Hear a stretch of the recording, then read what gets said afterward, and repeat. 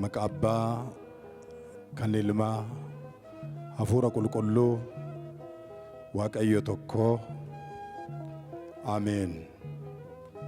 Qulqulluu qulqulluu qulqulluu Waaqa jiraataa samii utubaa malee kan dhaabde dhidhima galaanaa taakkuudhaan kan lakkoofte addunyaa guddittii kana bishaan dhangala'aa irra kan diriirsite arjummaa keetiin uumama hundumaa kan soortu biyyoo kufeerraa nama kabajamaa uumte lammees immoo dhiiga ilma keetiin deebitee kan bitte Waaqayyo Abbaa nutti kan firoomte Waaqayyo Ilmaa yaa'ii hafuuraa guddaa kana kan eebbiste Waaqayyo Hafuura Qulqulluu qulqulluu Sillaaseedhaaf galanni oqobni teessoo isaa Aariyaamitti Waaqayyoodhaaf haa ta'u.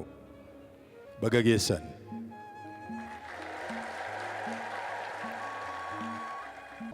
Jalqabbiin kee xiqqaatus xumurri kee ni baay'ata. Kitaaba Iyyoob boqonnaa 8 lakkoofsa 7 gubbaa sagalee jiru ka'umsa godhannee daqiiqaa muraasaaf waliin turra. Waaqayyo Hafuura Qulqulluun isa fagaate dhiyeessuun isa dhokate mul'isuun amala waaqummaa isaa ijaa ta'eef ana dadhabaa garbicha isaa sagaleen gara keessan ittiin dhiyeessu ogummaa akkanaa laatu isinis immoo jecha dhageessaniin akka ittiin fayyitanu akka ittiin fayyadamtanu Waaqayyo Qulqulluun anas isiniinis kennaa Hafuura Qulqulluutiin nu adeeggeeru. Mee hundi keessan sagalee kana mee lapheedhaan amanaatii jechaanis dhugaa ba'uun barbaachisaadha. Jalqabbiin kee xiqqaatus jedhame xumurri kee ni baay'ata. Jecha kana Baldaadoos kan jedhamu riyaa abbaa obsaa jedhamee bara kakuu moofaa Waaqayyoon namoota Waaqayyo ijarra buufatu keessa obsa isaatiin immoo rakkinaaf dhiphina keessa jirru akka isa fakkeenya godhannee ittiin obsinuuf bara dukkanaa sana keessaa nama Waaqayyo kaase keessaa Iyyoob kan jedhamu baay'een keessan nama kana gidiraadhaan beektu kitaaba qulqulluu keessatti guyyaa ijoolleen Waaqayyoo dura Waaqayyoo galataaf kadhannaadhaaf dhaabbatanii seexannis immoo ijoollee Waaqayyoo waliin dura Waaqayyoo akka dhaabbate kitaabuma kana keessatti kaa'ameeti jira jechuudha. Iyyoob hiriyoota 3 qaba ture. Hiriyoonni isaa 3 rakkoof gidiraa Iyyoob irraa ga'e irraa kan ka'e baay'een isaanii Iyyoob irratti jecha hamaa dubbatu turan. Iyyoob maaluma balleesseeti maaluma taanaan Waaqayyoon akka kanatti Iyyoob irratti dheekkame jedhanii gidiraa Iyyoob irratti ga'e irraa ka'anii Waaqayyoon dabaa hojii isaatii ilaalee Iyyoob irra kana taasise yookaan kana geessise jedhaniiti jecha hamaa afaan darbanii Iyyoob irratti dubbatu turan.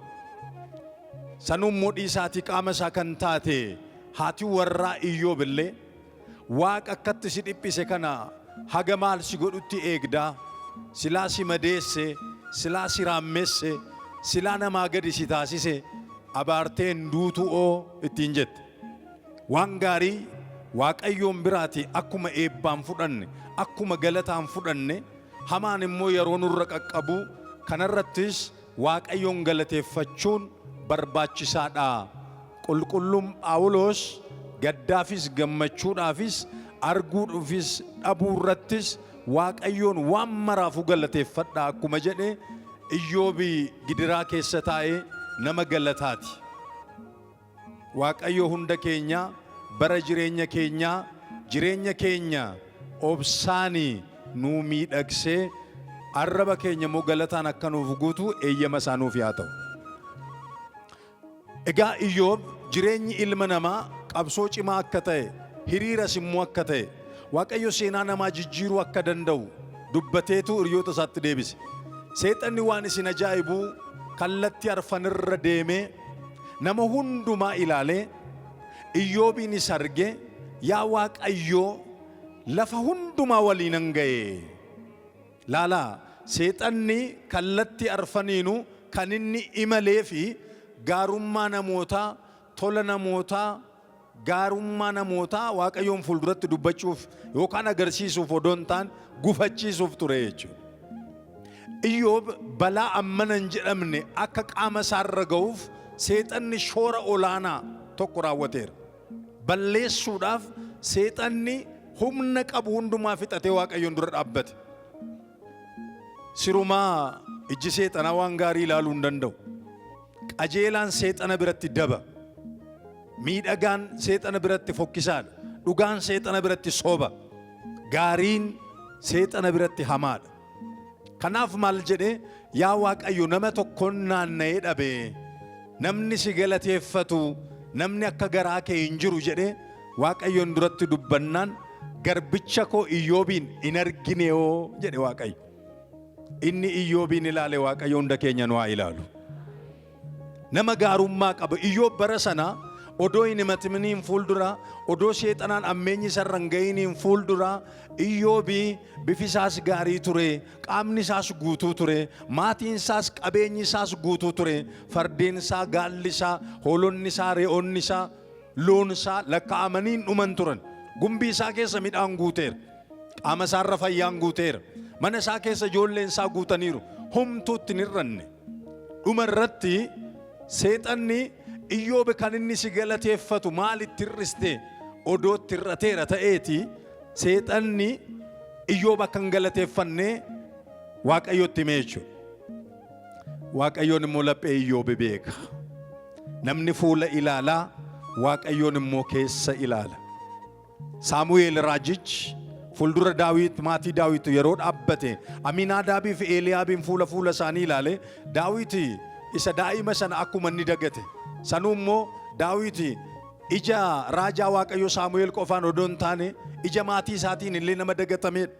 Hoolota eeguudhaaf tikeedhaaf ba'ee odoo dirreerra jiru leenca luka isaatiin dhiite sardiidaa daggalaas balleessee Waaqayyoon aangoo isaaf ta'e. Daawit namni akkasii kuni faaruu meetii kudhan qabu baganaa qabatee dura Waaqayyo kan dhaabbatu Daawit hoolota isaa oofaa yeroo dhufe Waaqayyoon kanan jaalladhu isa kana jedhee Saamu'eelitti argisiise. Akka namni ilaalutti Waaqayyoon ilaalu jedhame akka namni ilaalutti jedha. Eenyummoon ilaalu Waaqayyo kan inni ilaalu akka Waaqaatti ilaala. Namni immoo akka namaatti ilaala. Namni hoggaasin ilaalu namni hoggaasin ilaalu akka sin taatan odoo hin taane akkuma miirri isaa isatti himetti sin ilaala. Yoo keessi isaa sin jaallata ta'e cileedhuma keessanii wajjin hin bareedda siniin jedha. Yoo immoo keessi isaa sin hin jaallatu ta'e yoollee abaaboo birraa fakkaattan, yoollee akka warqee calaqqistan, yoollee akka wayinaa mi'ooftanii namni isiniin ofirraa sin dhiiba jechuudha. Waaqayyoon garuu ija Waaqaatiin ilaala. Inni ija isaatiin nu laale ija hamaa bira nu dabarse har'a immoo galma kana nu goote galanni ulfinni isaaf haa ta'u. Ija eenyuun nu laalanii isiniin jedha. Iji Waaqayyoo xiqqaa guddise haa jiran. Iji Waaqayyoo simboo namaa laata. Ija Waaqayyoo keessa namni gale ija namaatiin hin badu. Ija Waaqayyootu ilaala Iyyoobiin argitanii. Iji seexanaa garuu gaarummaa Iyyoob ammeesseetu Waaqayyotti agarsiise. Odoo qabeenya isaarraatii irraa mulqita ta'e Iyyoob akka sagalee isaas hin galateeffatu. Iyyoob qabeenyi isaa guyyaa tokkotti mitiim labsuu ijaa keessatti harkaa dhume. Qabeessa kan ture battalumatti hiyyeessa ta'e. Dubbiin biyya lafaa kanaa ijoollee Waaqayyoo fixeensa ganamaati. Fixeensi ganamaa haga ba'aa biiftuurra aduun itti baatutti kan inni luka nama jiisu. Aduun itti baanaan fixeensa akkuma harca'u jireenyi ilma namaas, humni ilma namaas, taayitaan ilma namaas akkasuma harcaateedha. Abaaboo dirree irratti nu fakkeessa Waaqayyo. Ilaalaa abaaboo dirree irraa. Isaanii yeroo muraasaaf jiraatanii akkuma harca'anii miidhaginni keenya, qabeenyi keenya, humni keenya biyya lafaa kan irratti harca'a. Qabeenya harca'an immoo samii irraa qabna. Mootummaa sanaaf of qopheessuun tuuta akkasii kana keessa seenanii hojjechuun inni kun immoo kennaa guddaadha saba Waaqayyo. Sagalee Waaqayyo waliin jirtu. Waaqayyoon hunda keenya waliin haa ta'u. Qabeenyaan Iyyoob akka ija namaatti amma hedduudha. Qabeenya isaa kana wajjin seexanni isa laaluun barbaanne dhaqee Waaqayyoon duratti isa qore. Dhawaataanii qabeenya isaa harkaa mulqisiisee yaa Waaqayyo siitu naaf kenne siitu narraa fudhata. Ajjeesaaniif kaasaan deegsaaniif badhaasaan sumadha. Kanaafis galanni siifa ta'u jedhee Iyyoob. Isa ta'e kanaafuu galanni eenyuuf haa ta'u? Maal ol kaasaa?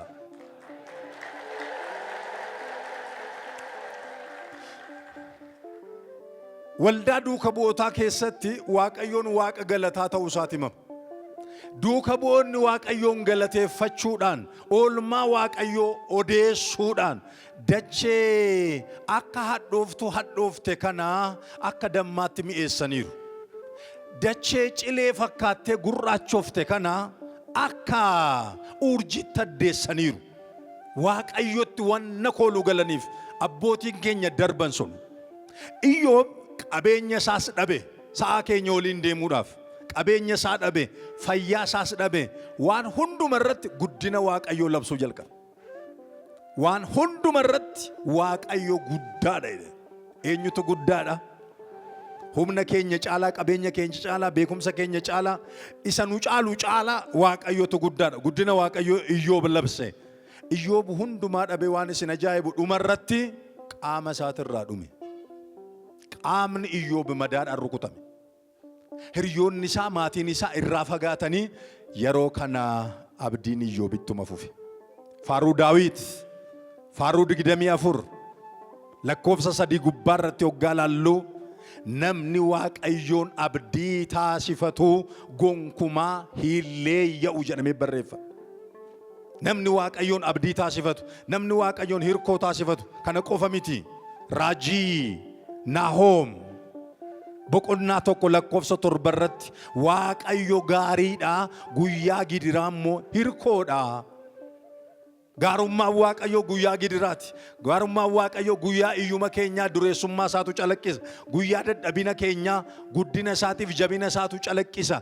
Guyyaa du'a keenyaa jireenya isaatu himama. Guyyaa dukkana keenyaa Waaqayyo nurratti ifaa jechuudha.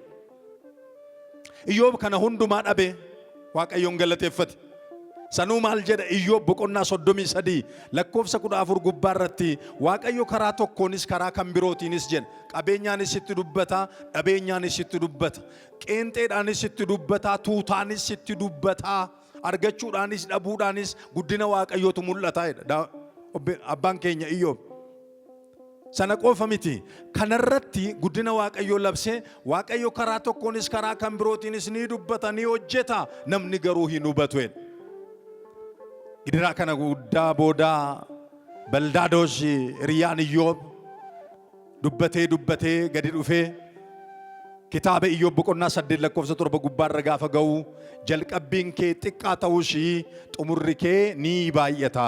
Mee jecha kanarra deebinu jalqabbiin kee xiqqoo ta'us jedha. Xumurri kee ni baay'ata. Mee isa nu baay'iseef galata fidaame galata fida. Ijoollee Waaqayyoo baay'inni akkasii kun ija foonii fi dhiigaatiin hin ta'u. Baay'inni akkasii kun wangeelaaf hiriiruun, Waaqayyoof bitamuun, waggaa 14 dura waldaan duuka bu'ootaa maal fakkaata? Eenyufaatu ifaajee? Eenyufaatu gatii guddaa kafalee? Eenyufaatu daandii kana qulqulleessee? Yoo jennee namoonni Waaqayyoon itti fayyadame jiru. Baay'ina keenyaaf sababa kan ta'an namoonni hedduun jiru jechuudha. Kanaaf ijoollee Waaqayyoo waldaa duuka bu'ootaa gaafa jennu hangafoota keenya darban yaadanne miira isaaniitiin, amantaa isaaniitiin, daandii isaan irra deeman, hojii isaan hojjetan isaaniin wal fakkaachuudhaaf galanni ulfinni ulfaataa maqaa isaatiif yaa ta'uuti.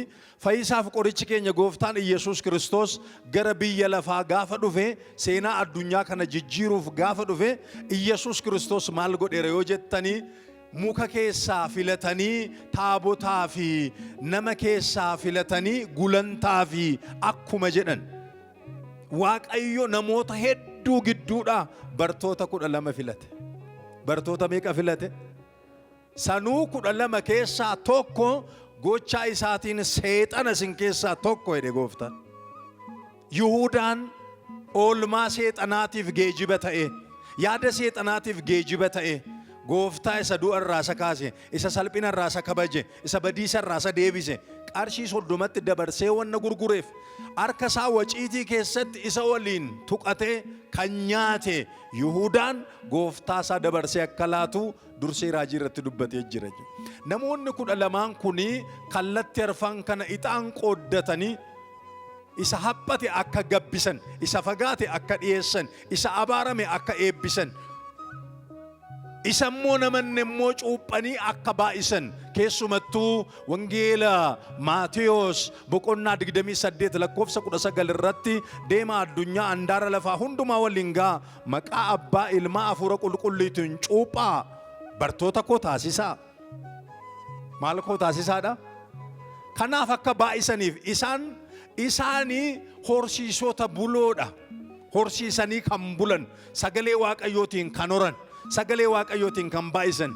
Hojii duuka bu'ootaa boqonnaa 6 lakkoofsa 7 tokko kaastanii yoo ilaaltanii bartoonni Gooftaa keenya Yesuus Kiristoos Yerusaalem irratti walitti qabamanii lakkoofsi bartootaa baay'ate, lakkoofsa amantootaa baay'ate, sagaleen jechi Waaqayyoo babal'ataa deeme. Mee galata fidaa ijoollee Waaqayyoo.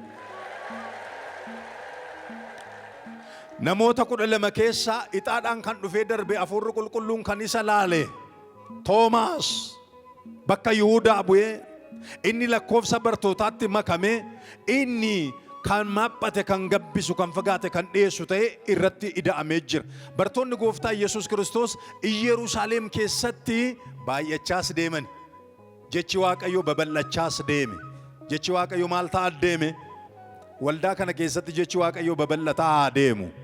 Jechi Waaqayyoo waan babal'ateef lubbuun amma kun kooluu gale, lubbuun amma kun booji'ame. Kaleessa galma xiqqoo tokko keessatti yookaan immoo godoo xiqqoo tokko keessatti walitti qabamne, har'a garuu nutu dhiphate miti, galmatu dhiphate. Mee galataa Waaqayyoodhaaf fidaa. Har'a jaalalati iddoo argatee, har'a mootummaa Waaqayyootu bakka argatee, mootummaa Waaqayyootu dhaloota dhuunfatee, yeroo bartoonni Gooftaa Yesuus Kiristoos Yerusaalemitti walitti qabamanii kallatti arfanirraa namoonni walitti qabamanii tajaajilaa fi bulchiinsi waan isaan harkaa wal faalleessuuf jedhee maal jedhanii abbootiin keenya duuka bu'oonni nuti sagalee Waaqayyoo tajaajiluudhaaf kadhannaatti ni jabaanna. Namoota ogummaa qabani hafuurri qulqulluun immoo isaaniin booji'ee isin keessaa filadhaatii fidaa jedhamanii maatiin Isxifaanos filatamanii ba'ani. Guyyaa har'aa kana gaafa teenyee laallu abbootiin keenya duuka bu'oonni hojii babal'inaatii fi kadhannaadhaaf laguu kan itti seenan. Guyyaan kun guyyaa seenaati. Nuti daandii abbootii keenya duuka bu'ootaarra waan deemnuuf har'a abbootiin keenya kadhannaadhaaf laguudhaaf guyyaa isaanitti of qopheessaniin. Aniif isinis wangeelaaf guyyaatti of qopheessinu, kanarra hojjechuudhaaf, mana kiristaanaatiif dhama'uudhaaf, kan barreessinu barreessuudhaan, kan lallabnu lallabuudhaan, kan faarfannu faarfachuudhaan, kan qabeenya qabnu qabeenya keenyaan, kan beekumsa qabnu beekumsa keenyaan gahee leencaa ba'uudhaaf guyyaa seena qabeessa kanatti Waaqayyo galma kanatti walitti nu qabee jira. Galanni guddaa Waaqayyoof haa ta'u. Jalqabbiin isaanii xiqqoo ture, muraasa ture. Umura isaaniitu baay'ate, addunyaa kan dhuunfate. Kanarraa kan ka'e kiristaanonni bara jalqabaa lakkoofsi isaanii muraasa ture. Bara wareegamtummaa kiristaanonni lakkoofsa isaaniitti haphata jedhameetu yaadamu, lakkoofsi isaanii baay'achaa dhufe. Pooliikaarpas kan jedhamu abbaan tokko hoggaanni kufu, tokkichi Phexros hoggaa kufu, Phexros 1000. Phaawulos tokko yeroo kufu, Phaawulos 1000. Giyoorgisiin tokko yeroo kufu, Giyoorgisi 1000. Arseemaan qulqulleettiin wareegamtuun tokko hoggaa kuftu, Arseemaan 1000 bara wareegamtootaa sanuu amantoonni kiristaanaa babal'atanii, sagalee Waaqayyoo babal'ate daraan baay'atanii. Bara gidiraa kiristaanonni hin baay'atu. Bara rakkinaa kiristaanonni hin baay'atu. akka wangeelaan baay'annu waaqayyoon nu gargaaru. Akkamitti baay'atu yoo jenne seera lakkoofsaa boqonnaa 23 lakkoofsa 10 irraa kaasnee yeroo ilaallu afaan abaarsaa namni qabu Bala'aam kan jedhamutu ture jedha kitaaba. Bala'aam abaarri abaara. Israa'eliin na abaari jedhee mootiin tokko hoggaa isa abboomu isatti naan jette dhagayeera. Mee gaaratti ol ba'een isa waaqayyo naan jedhe dhaga'a. Mee jedhamee ijoollee waaqayyo isa eenyu naan jedhu dhaga'a. Isa biyyi lafaa nuun jette waadanuu dhageenyeerra. Mee gaaratti immoo labaanu kaa. Mee jireenya hafuuraatti immoo la guddannu kaa. Mee jibbarraa immoo jaalalatta guddannu kaa. Mee bittinnaa'urraa immoo walitti qabamnu kaa. Isa eenyu nuun jedhe haa dhageenyu. Mee dhaloonni waaqayyoon dhaga'u waaqayyoodhaaf galataa fidu. Bala'aam mootiin abaarsaa maal jedhe beektu? Mee ol ba'eetanii Israa'eliin akka inni lafarraa abaaree gooksu, akka inni saba sana daandiitti hambisu Bala'aamitti mootiin sun amaanaatti laadhatee ture. Maaloo jedhe Bala'aamiin duratti harreen gubbaa isaa irra taa'ee jiru, harree gubbaa taa'ee harreen akka namaatti gaafatti taasoftu lapheen Bala'aam cufamee waan tureef isa harreen akka namaatti taasoftuutuun ajaa'ibsiifatini mana jalaa deemuu diddee odooni waan si ajjeesu ofirkaa qabaadhe sin ajjeesaatti hin jennaan gara gamoo tokkotti siqatte miilla isaa achumatti walitti qabde daandii dhiphoorra dhaabbatte. Inni maleekaan waaqayyo ergamaan waaqayyo inni seefii harkifate dura ishee dhaabbatee jira. Harrettiin maleekaa sana argitee maalittiin jette hagaarraa yeroon si tajaajilu akka sammaadheen beekaa'oo jaalladhee miti kan si caaluun na dura jira jette. Ergamaan waaqayyo Bala'aamiin seenaa isaa jijjiire ija Bala'aam ibseera. Namni abaarsaaf deeme eebbaaf ta'e waan isin ajaa'ibu. Abaarsaan dhufne eebbaan akka deebinu waaqayyoon nu haa gargaaru. Gufuun yeroo dhuftan isin argate yoo deebitan immoo buqqa'ee isin haa eegu. Tajaajilli Yohaannis Cuuphaa daandii kiristaanonni irra deeman boolli isaa guutee gufuun isaa buqqa'ee gaarri gadi jedhee qileenis ol ba'e. Wanni hundumtuu qajeele daandiin gooftaa haa qajeelu jedhe. Dhaloota qajeelummaa filate tasitti argame. Waldaa duuka bu'ootaa jechuun dhaloota qajeelummaa filate. Dhaloota daandii abbootii isaa filate. Dhaloota amantaa abbootii isaa amanuu barbaade. Hojii abbootaa isaa hojjechuu barbaadeet asitti argama. Akkuma asitti argamne ni amanna Yerusaalemittis walitti nu qaba. Jalqabbiin keenya kaleessa xiqqoo ture. Har'a immoo kan nu baay'ise ni guddaadha. Borittis amanamaadha. As jirtu ijoollee waaqayyoo. Bala'aam gaaratti ol ba'ee isa waaqayyo jedheen dhaga'e. Isa waaqayyo nuun jedhe akka dhageenyu waaqayyo nu haa gargaaru. Namni waan baay'ee nuun jedheera isa waaqayyo nuun jedhe nuuf haa ta'u. Bala'aam ilaaleeti Israa'eeli akka urjii samiirraa lafa dhuunfatee argeedha. Mo'aab keessatti sabni Kana'aanitti deemaa jiru kaleessa qomoo 12 dhaloota 11 ta'anii Yoosef isa gurguranitti dhaqanii siqatanii. Dhaloonni Fara'oon inni Yoosefiin hin beekne bara dhalateetti sabni waaqayyoo garbummaadhaan jiraate. Kunoo kaleessa ayyaanni kabajne kun sabni dhiphina keessa ture, sabni gidiraa keessa ture. Waaqayyo akkasitti hin jedhe. Seera Lewwotaa boqonnaa 26 lakkoofsa 13 gubbaa irratti sagalee akkas jedhamee barreeffame. Waanjoo garbummaa keessanii isinirraa cabseera. Ol jettanii akka deemtanu isinin taasisa. Eenyu tollu qabee? Maaloo eenyu tollu qabee? Waaqayyo tollu qaba. Oolan isin qabere waaqayyo akkuma jedhe taasise. Kanarraa kan ka'e Bala'aam saba sana gaafa laalu sabni sun simboo qaba. Sabni sun aangoo qaba. Sabni sun miidhagina qaba, faaya qaba. Akkatti ilaaleetu wayyoo. Aangoo waaqayyoo eenyutu bira ga'a? Qabeenya waaqayyoo eenyutu lakkaa'ee fixaa? Israa'el isa waaqayyo eebbise akkam godheen abaara? Isa eenyu eebbise? Saba waaqayyo eebbise ana abaaruu hin danda'u. Sabni kun guddaadha. Akka jedhe beektu meena waliin jedhaa jecha inni jedhe. Jecha Bala'aam jedhe kun. Jecha Bala'aam jedhe. Du'a isaanii jedhame. Maaloo dubbadha? Waa'ee jireenya isaanii iyyuu miti waa'ee du'a isaanii dubbata Bala'aam. Jiraatanii miti du'anii iyyuu nama hawwisiisu jechaanii jira Israa'eliin. Du'a isaanii jedha. Ani nan du'a. Xumurri koo akka isaanii naaf haa ta'u. Xumurri keenya akka duuka bu'ootaa nuuf haa ta'u. Xumurri keenya akka warra amananii nuuf haa ta'u. akka warra qajeelummaan deemanii, akka warra galataan deemanii, akka warra lafa gammoojjiif lafa garbummaa keessaa ba'anii Kana'aan ishee aannaniif damma dhangalaastu sanatti akka warra seenanii xumurri keenya akka isaanii nuuf yaa ta'u. Jalqabbiin kee xiqqoo ta'us xumurri kee ni baay'ata. Xumura isaaniitu baay'ate abbootii keenyaaf. Dhumarratti ijoollee Waaqayyoo dubbiin xumuraa waan guddaadha. Jalqabbii irratti Addaamis nama Waaqayyoo ture. Jalqabbii irratti Saaxinaayelis ergamaa ture. Jalqabbii irratti Yihuudaanis duuka bu'aa ture. Mee Waaqayyoon galgala keenya nu haa bareechu. Abbootiin keenya waggaa gorsanii, waggaa eebbisanii, guyyaaf ganama namni eessayyuun tura galgala kee xumura kee siif haa bareechuudha. Galgalli nuuf haa baay'atu. Galgalli kan ulfinaa nuuf haa ta'u. Onnee duuka bu'ootaa akka qabaannu Waaqayyoon nu haa gargaaru. Maqaa isaanii qofa miti, amantaa isaanii, onnee isaanii qabannee fuulduratti akka deemnu, lafa kanaaf eebba akka taanu, ijoonni Bala'aam saba Waaqayyo eebbise akka nuun jedhanu Waaqayyoon nu haa gargaaru.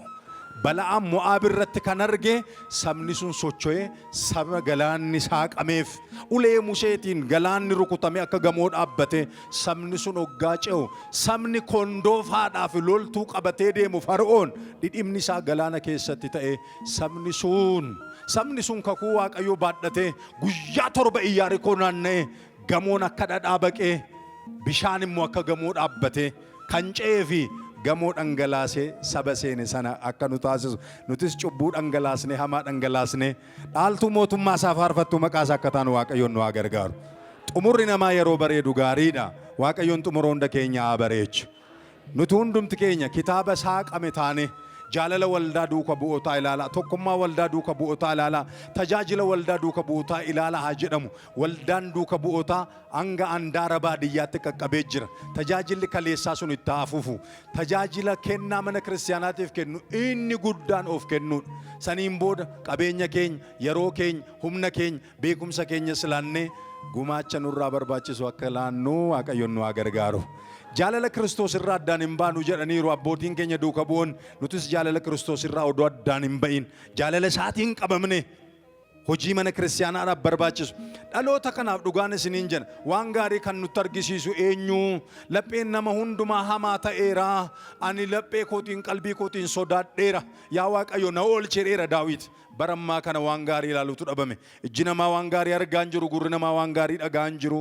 Hindu'een buqqa'een luqqa'een cabeen kutaa'ee qofa dhaga'amaa jira. Waldaa duuka bu'ootaa keessatti garuu lalisummaan, misoomni, fayyinni Ortodoksii Tawaahidoo Itoophiyaa hangafummaan mana kiristaanaa keenya guddummaa Waaqayyoo akka labsamu eeyyama isaa nuuf haa ta'u. Xumura hunda keenya haa bareechu. Naa jiraadhaa kabajama.